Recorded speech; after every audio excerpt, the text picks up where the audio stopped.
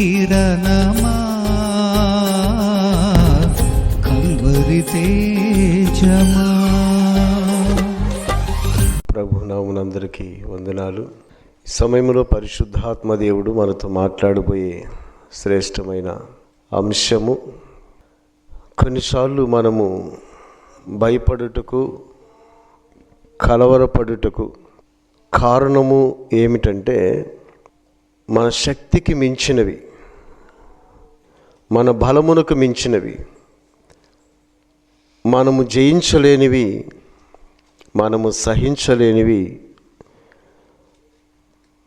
మన మీదకి వచ్చినప్పుడు, లేకుంటే మనలను బలహీనపరుస్తున్నప్పుడు మనం భయపడిపోతాం. ఎందుకంటే మన వలనైనది ఏదైనా మనం చేయగలము, కానీ మనము చేయలేనిది, మన సామర్థ్యమునకు మించినది, మన స్తోమతకు మించినది మనను భయపెడుతుంది, కలవరపెడుతుంది. కాబట్టి చాలామంది ఆ పరిస్థితుల్లో దేవుని పిల్లలు కూడా విశ్వాసాన్ని కోల్పోయి కలవరాల మధ్యలో, భయాల మధ్యలో జీవితాన్ని గడుపుతుంటారు. ఎందుకంటే ఇది మనకు సాధ్యము కాదు కదా, ఇది మన వలన కాదు కదా, ఇది మనం చేయలేము కదా, ఈ పరిస్థితులు ఇంకా మారవు కదా, ఇక మా జీవితాలు ఇంతే కదా, ఇటువంటి కొన్ని ఆలోచనలు మనిషిని భయానికి, కలవరానికి గురి చేస్తవి. మన విశ్వాసాన్ని, నిరీక్షణను కోల్పోయేటట్లు చేస్తవి.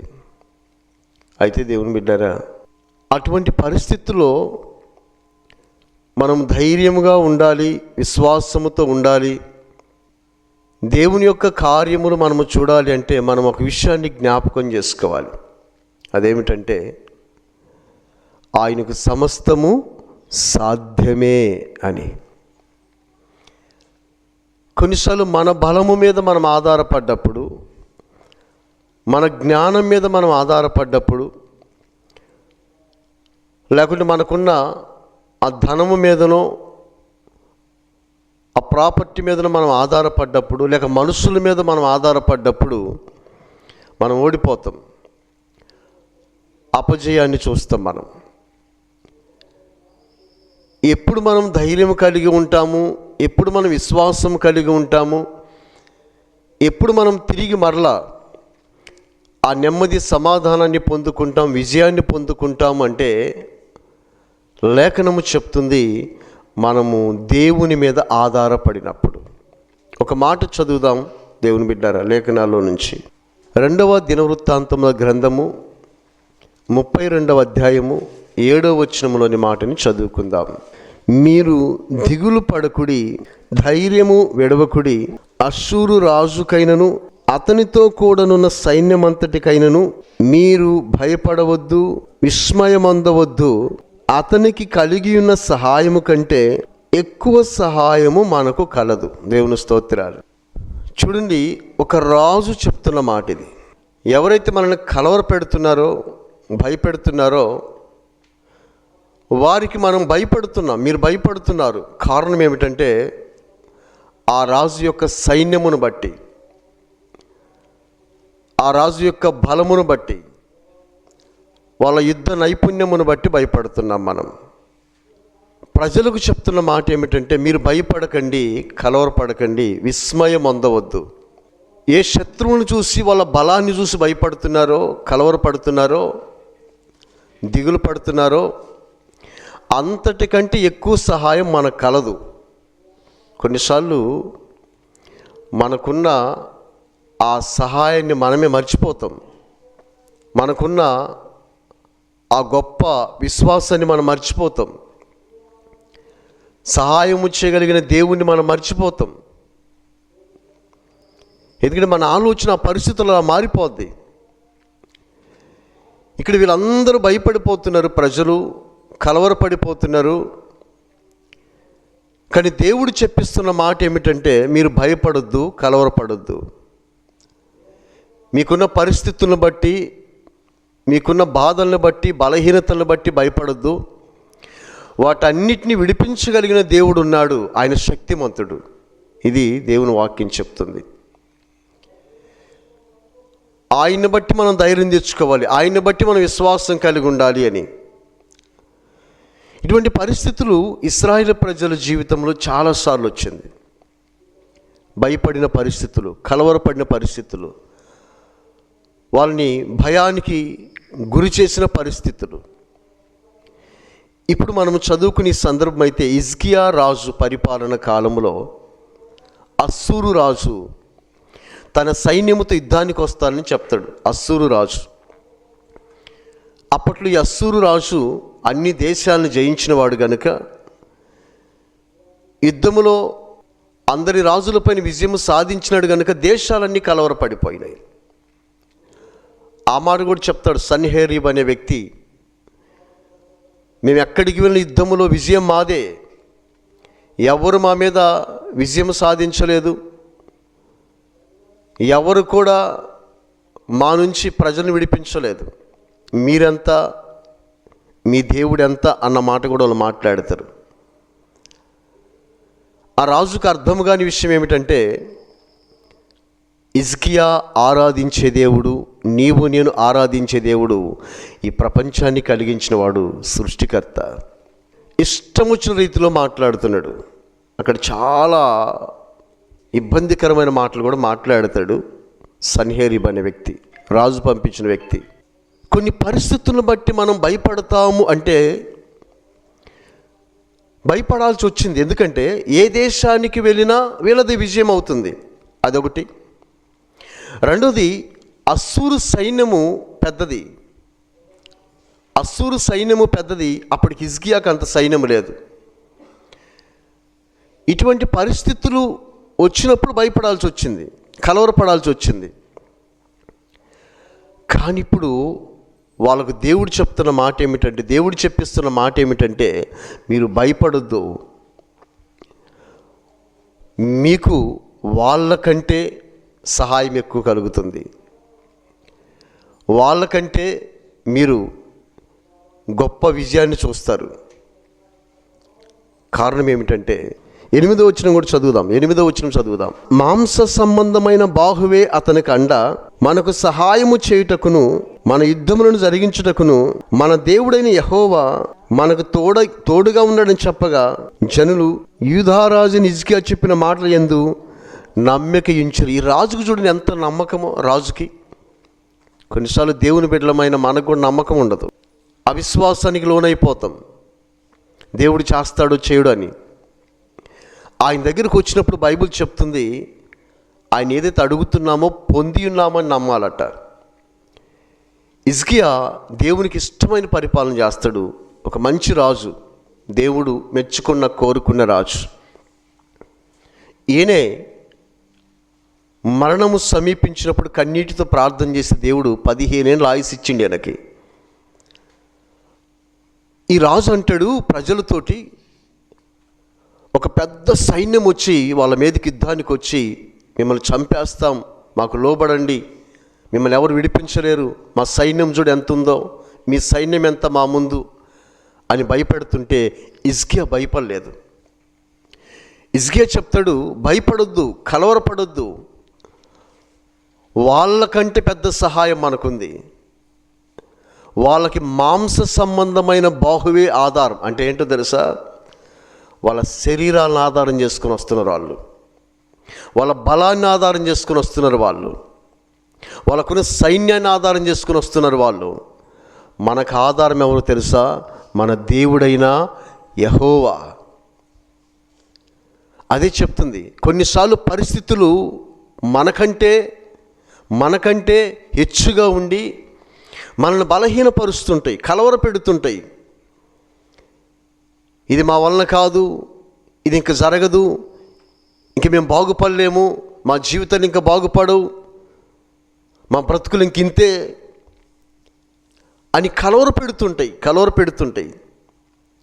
ఇప్పుడు హిజ్కియా ఆ దేశంలో ఉన్న ప్రజల పరిస్థితి అలాగే ఉంది. కానీ హిజ్కియా అంటాడు, శత్రువులు మనకంటే శక్తి గలవారైనా, మన బాహుబలము చాలకపోయినా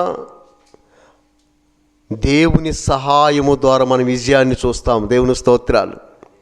దేవుణ్ణి బట్టి ధైర్యం తెచ్చుకుందాం. మనం మనసుని బట్టి కాదు, బంగారాన్ని బట్టి కాదు, ధనమును బట్టి కాదు. వీటిని నమ్ముకున్న వాళ్ళందరూ కాలగర్భంలో కలిసిపోయారు. ధనాన్ని నమ్ముకున్నవారు, వెండి బంగారం నమ్ముకున్నవారు, మనసుని నమ్ముకున్నవారు, పదవిని నమ్ముకున్నవారు కొంతకాలం బాగానే ఉన్న తర్వాత కాలగర్భంలో కలిసిపోయినారు. దేవుని మీద ఆధారపడ్డవారు, దేవుని నమ్మినవారు ఎప్పటికీ విజయాన్ని చూస్తారు. కొన్నిసార్లు వస్తాయి వాళ్ళ జీవితంలోకి, శ్రమలు వస్తాయి, కష్టాలు వస్తాయి, ఇబ్బందులు వస్తాయి. పౌలు గారు అంటాడు ఒక మాట, అపాయమున్నను ఉపాయం లేని వారము కాము. అప్పుడప్పుడు మనం ఒక ప్రార్థన చేస్తూ ఉంటాం, కొండవలె వచ్చి మంచు వలె పోతుంది ఆ సమస్యని. అలాగే రాజు చెప్పిన విధంగా వాళ్ళందరూ ఏం చేస్తారంటే, అప్పుడు ప్రవక్త యెషయా ప్రవక్త ఆయనకి చెప్తారు ఈ సంగతిని. యెషయా ప్రవక్త అంటాడు, మనందరం కలిసి దేవునికి చెప్తాం. ఎవరైతే ఇష్టం వచ్చిన రీతిలో మాట్లాడుతూ రాజుని, ప్రజలను, దేవుణ్ణి కూడా దూషణకరంగా మాట్లాడుతున్నాడో యెషయా ప్రవక్త చెప్తాడు, అస్సూరు రాజు పంపిన ఆ వ్యక్తి మాటలు దేవుడు విన్నాడు. దేవుని స్తోత్రాలు. అందుకే కొన్నిసార్లు మనం ఒక విషయాన్ని అర్థం చేసుకోవాలి. మనల్ని ఎవరైనా ఏదైనా అన్నప్పుడు, మనకి విరోధంగా లేచినప్పుడు, మనకి ఇబ్బంది కలిగిస్తున్నప్పుడు మనం వాళ్ళ మీద పగ తీర్చుకోవాలనుకుంటాం. కానీ ఒక విషయం గుర్తుంచుకోండి, దేవుడు చూస్తున్నాడు. దేవుడు మౌనంగా ఉన్నాడని మనం అనుకుంటాం, దేవుడు పట్టించుకోడని మనం అనుకుంటాం. దేవుడు అన్నీ చూస్తుంటాడు. ప్రతి క్రియకు ఆయన తీర్పు తీరుస్తాడు. అందరూ ప్రార్థన చేస్తారు, హెచ్చుగా ప్రార్థన చేస్తారు. అప్పుడు దేవుడు యెషయా ప్రవక్తతో ఒక మాట చెప్పేస్తాడు. అప్పుడు ప్రవక్తలతోనే దేవుడు మాట్లాడేవాడు, అందరితో కాదు. రాజులతో మాట్లాడు దేవుడు తక్కువ. ప్రవక్తకు దేవుడు చెప్తాడు, నా ప్రజలకు రాజుని హిజ్కియాతో చెప్పు. ఆయన విశ్వాసం ఉంచినాడు కాబట్టి ప్రజలు కలవరపడుతున్న రాజు ధైర్యంగా ఉన్నాడు, ప్రార్థన చేసుకున్నాడు. శత్రు బలానికి భయపడలేదు, శత్రు సైన్యానికి భయపడలేదు, వచ్చిన పరిస్థితులకు భయపడలేదు, అయ్యో ఏమైపోతామన్న భయం లేదు. నన్ను బట్టి ధైర్యంగా ఉన్నాడు కాబట్టి, నా మీద ఆధారపడ్డాడు కాబట్టి, విశ్వాసం చూపినాడు కాబట్టి ఒక మాట చెప్పి హిజ్కియా రాజుకు, ఎవరైతే అస్సూరు రాజు ఆ మాటలు పలికించినాడో మీ దేశంలో అడుగు కూడా పెట్టాడు. దేవుని స్తోత్రాలు. నిజంగా దేవుని సహాయం అనుకుంటే ఇంకా భయమే ఉంది. ఎవరేం చేస్తారు? మీకు విరోధముగా రూపించబడిన ఆయుధము వర్ధిల్లదు. దేవునికి మనం ఇష్టంగా ఉంటే, దేవునికి మనం ప్రార్థన చేసే వాళ్ళముగా ఉంటే, ప్రతి విషయంలో దేవుని మీద ఆధారపడే మనసు కలిగి ఉంటే, ఇటువంటివన్నీ కలవరపెట్టేవన్నీ దేవుడు మీ అంచుల్లోకి కూడా రానివాడు. చాలామంది పై భక్తి చేస్తుంటారు, పై ప్రార్థన చేస్తుంటారు కాబట్టి వాళ్ళు వేరు. నువ్వు దేవునికి ఇష్టంగా ఉంటే, హిజ్కియా దేవునికి ఇష్టంగా ఉన్నాడు. చెప్తాడు దేవుడు, మీ దేశంలో యుద్ధము కాదు కదా, అడుగు కూడా పెట్టాడు. యుద్ధానికి వచ్చే సమయంలో వీళ్ళ ప్రార్థన విన్న దేవుడు ఆ అస్సూరు దేశంలోకి వీళ్ళిటు రాగానే ఇంకొక శత్రువుని పంపిస్తాడు. ఆ వార్త తెలిసి అస్సూరు రాజుకి మరలా యుద్ధం చేయకుండా వాళ్ళ దేశాన్ని కాపాడుకోవడానికి వెళ్ళిపోయాడు. దేవుడు ఏదైనా చేయగలడు, ఆయనకు అసాధ్యమైనది ఏది లేదు. అందుకే ఇశ్రాయేలు ప్రజలకు ఒక మాట చెప్తాడు, మీరు ఊరక నిలుచుండి చూడండి, యుద్ధము యెహోవాదే. మనం ఆయన మీద ఆధారపడితే వెనక్కి వెళ్ళిపోతారు, ఈ దేశంలో అడుగు పెట్టరు. ఆ మాటలన్నీ ఊరకే పోయినాయి. దేవుని కోపాన్ని చూసినారు, అక్కడ అపజయాన్ని చూసినాడు. అస్సూరు రాజు తన కుమారుల చేత చంపివేయబడ్డాడు.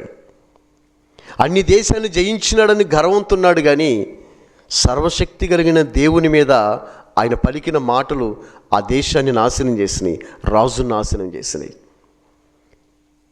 ప్రజలందరూ అప్పటి వరకు కలవరపడ్డారు, ఇప్పుడు బహుధైర్యం కలిగి ఉన్నారు. ఓ మా దేవుడు గొప్పవాడు, ఆయనకు అసాధ్యమైనది ఏది లేదు. అప్పుడే వీళ్ళు భయపడి రాజుకు లోబడి ఉంటే ఆ దేశంలో బానిసలు అయిపోయేవారు, కలవరపడి ఉంటే పారిపోయేవారు. ఇప్పుడు ఒక విషయం మనం అర్థం చేసుకోవాలి, మన పరిస్థితులు అప్పుడు వాళ్ళకంటే యుద్ధాలు ఉన్నాయి, మనకి ఇప్పుడు యుద్ధాలు లేవు. యుద్ధాల కంటే పెద్ద పెద్ద పరిస్థితులు మన జీవితాల్లో ఉన్నాయి, మన కుటుంబాల్లో ఉన్నాయి.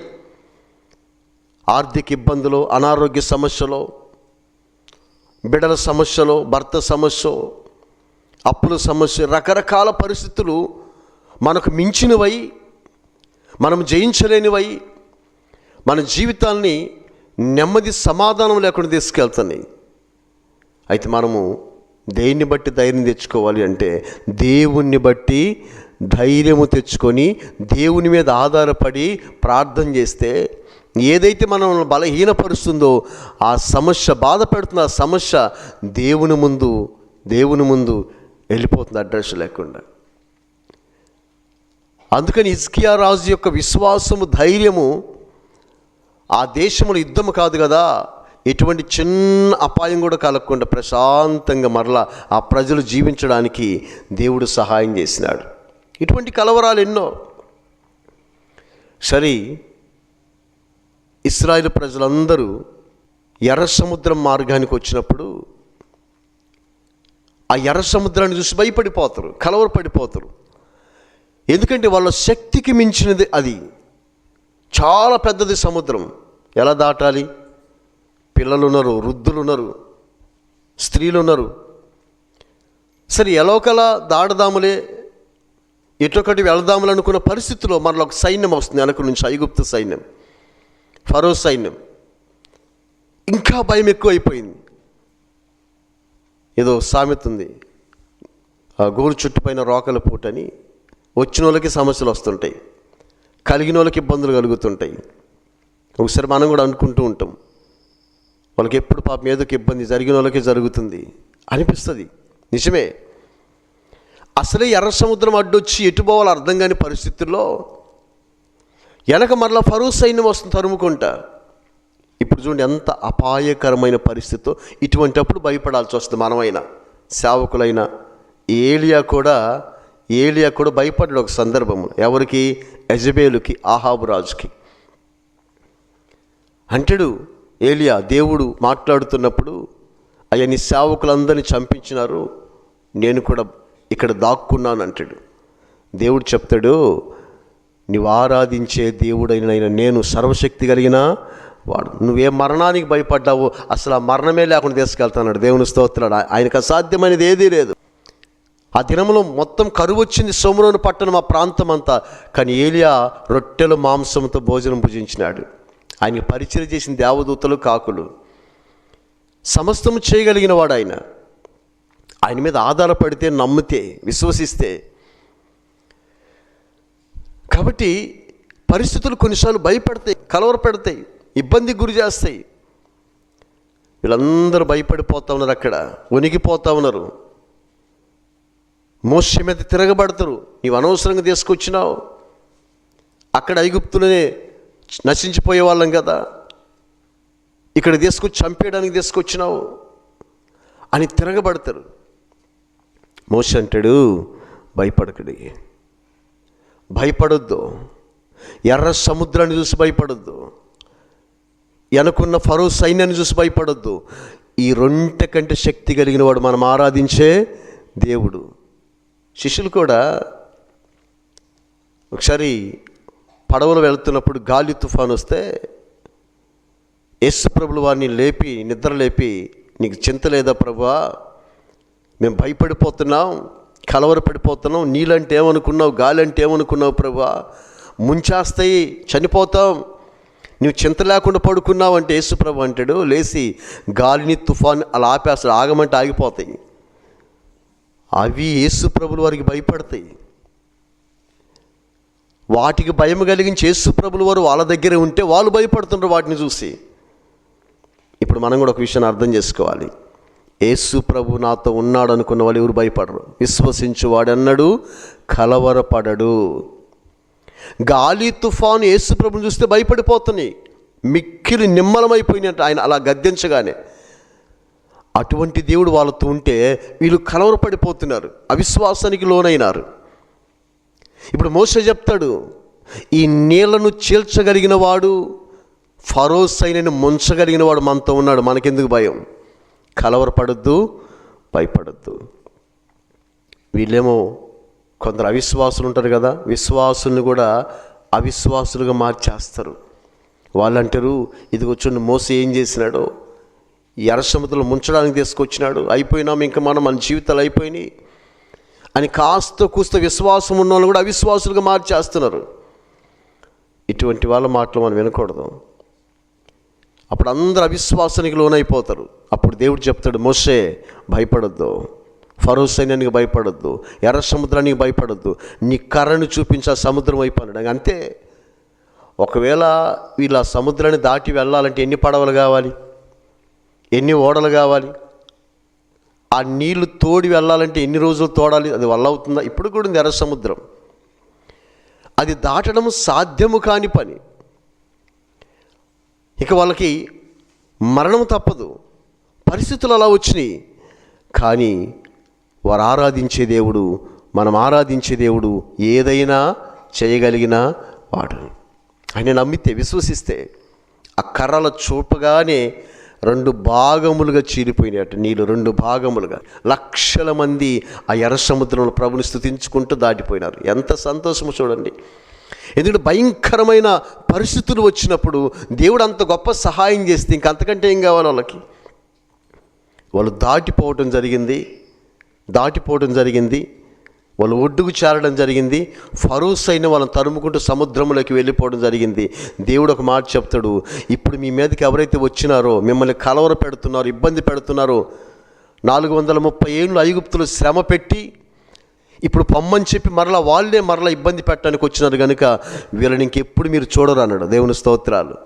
ఈ పరిస్థితులు ఎప్పుడు ఇంకా మీరు చూడరు, మిమ్మల్ని భయపెట్టే వాళ్ళు ఎప్పుడు ఇంకా మీకు కనపడరు, కలవర పెట్టే వాళ్ళు ఎప్పుడు కనపడరు అని వాళ్ళ సైన్యమును ముంచేసిండు దేవుడు. మరలా దేవుడు వాళ్ళని చంపాలని కాదు, కానీ వాళ్ళు తిరుగుబాటు చేసిన విధానాన్ని బట్టి, దేవుని మీద ఆధారపడ్డప్పుడు, దేవుని మీద విశ్వాసం ఉంచినప్పుడు, దేవుని నుండి సహాయము మనం పొందుకుంటామని నమ్మి విశ్వసించినప్పుడు తప్పకుండా దేవుడి నుంచి నువ్వు సహాయం పొందుకుంటావు. దేవుని మీద ఎప్పుడైతే మనం ఆధారపడమో, వేరే వాటి మీద ఆధారపడతామో తప్పకుండా మనం అపజయాన్ని చూస్తాం.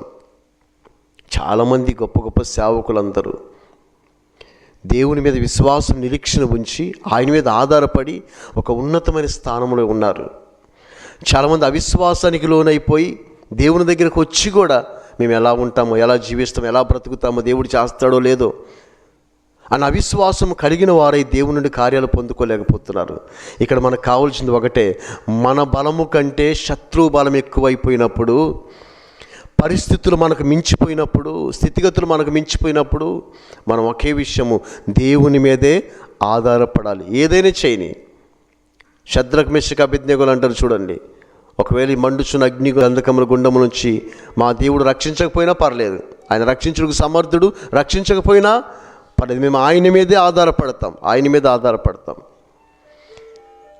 కాబట్టి మనకు ఎప్పుడు ధైర్యం వస్తుంది, ఎప్పుడు విశ్వాసం వస్తుంది అంటే మనం ఒక విషయాన్ని గుర్తుపెట్టుకోవాలి, పరిస్థితులు మనకు ప్రతికూలంగా ఉన్నప్పుడు, మనం జయించలేని అయినప్పుడు మనం దేవుణ్ణి బట్టే ధైర్యము తెచ్చుకోవాలి. ఇప్పుడు మనం కూడా అలా చేయగలమా అని ఒక ఆలోచన మనకు రావచ్చు. ఆ ధైర్యం, ఆ విశ్వాసం మనకు కలుగుతుందని ఒక ఆలోచన మనకు రావచ్చు. కలుగుతుంది. ఎప్పుడు తెలుసా? బైబిల్ ఒక మాట రాయబడింది, నీతిమంతులు సింహం వలె ధైర్యంగా ఉంటారు. ఇంకొక మాట ఉంది, నీ భక్తి నీకు ధైర్యం పుట్టించదా అని. ఎప్పుడైతే మనం దేవుని ఎడల యథార్థంగా బ్రతుకుతామో, ఎక్కడ లోపము లేకుండా బ్రతుకుతామో, పవిత్రత కలిగి బ్రతుకుతామో, ప్రార్థన జీవితం కలిగి బ్రతుకుతామో, ఇంకా మనం ఎప్పుడు దేనికి భయపడవలసిన అవసరత పడతాం. దానియేలు అంటాడు సింహాల బోన్లో, నా దేవుని దృష్టికి నేను నిర్దోషిని కనుక నా దేవుని నన్ను సింహాల నోటి నుంచి తప్పించి రక్షించును అని. కాబట్టి మనకంటే పరిస్థితులు మిన్నగా ఉన్నా, మనల్ని బలహీనపరుస్తున్నా, భయపెడుతున్నా, కలవర పెడుతున్నా ఒక విషయాన్ని గుర్తుపెట్టుకోవాలి, వాటి వైపు చూడక మనము దేవుని వైపే చూడాలి. మోసే ఎర్ర సముద్రం వైపు చూస్తే భయపడేవాడు. ఫరో సైన్యాన్ని పట్టించుకోవాలా, మోసే దృష్టి దేవుని మీదనే ఉంది. హిజ్కియా సన్హెరీబు మాటల వైపు కాదు, శత్రు సమూహాల వైపు కాదు, రాజు వైపు కాదు, బాహుబలం వైపు కాదు, దేవుని మీదనే ఆధారపడ్డాడు. ఇప్పుడు ఎప్పుడైతే మనం దేవుని మీద ఆధారపడటం నేర్చుకుంటాం, ప్రతి పరిస్థితిలో ప్రార్థన మీద ఆధారపడటం నేర్చుకుంటామో ఆ పరిస్థితులన్నీ దేవుడు అణసివేసి నీకు విజయాన్ని ఇస్తాడు. దీనికి ముందుగా ఇంకొక విషయం కూడా మనం నేర్చుకోవాలి.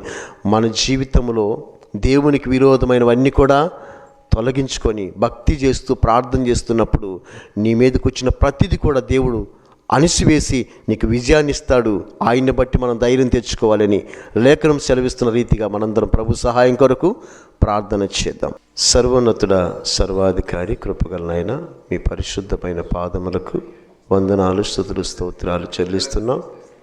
మీరు లేఖనముల ద్వారా సెలవిచ్చిన రీతిగా ఎప్పుడు మేము భయపడతాం, కలవరపడతామంటే మా శక్తికి మించిన సమస్యలు మేము ఎదుర్కొన్నప్పుడు, ఆయా మానవులుగా మేము కలవరపడినప్పుడు, భయపడినప్పుడు మీరు సెలవిస్తున్నారు నిన్ను బట్టి మేము ధైర్యం తెచ్చుకొని విజయాన్ని చూడాలి అని. ఆ విధమైన ధైర్యమును, విశ్వాసమును మాకును ఈ మాటలు విని ఉన్న ప్రతి బిడ్డకును దైత్యమని వేడుకుంటున్నాము. స్తోత్రాలు నాయన. ఎంతమంది బిడ్డలు ఈ మాటలు విన్నారు వారందరినీ పేరు పేరున దీవించి ఆశీర్వదించండి. అట్టి ధైర్యము, విశ్వాసము, నమ్మకం అనుగ్రహించి మీ ఉన్నతమైన విజయాన్ని వారి జీవితంలో పొందుకున్నట్లుగా సహాయము చేయమని వేడుకుంటున్నాము. స్తోత్రాలు నాయన. రోగులను స్వస్థపరచండి, బలహీనులను బలపరచండి, కృంగియుండగా లేవనెత్తండి. ఎవరే సమస్యలతో ఉన్నారో, భయాలు కలవరాలతో ఉన్నారు, విడిపించి మేలు చేసి ఉన్నతమైన కృప చూపి సహాయము చేయండి. మీ రక్షణ లేని వారికి రక్షణ ఇవ్వండి నాయన. మారు మనసు లేని వారికి మారు మనసు ఇవ్వండి. సేవకులను, సంఘములను, విశ్వాసులను దీవించి ఆశీర్వదించండి. మీరే కృప చూపి మహిమ, ఘనత, ప్రభావాలు పొందుకొని సహాయము చేయమని యేసయ్య నామములో అడిగి వేడుకొనుచున్నాము తండ్రి. ఆమేన్. నీ వాక్యము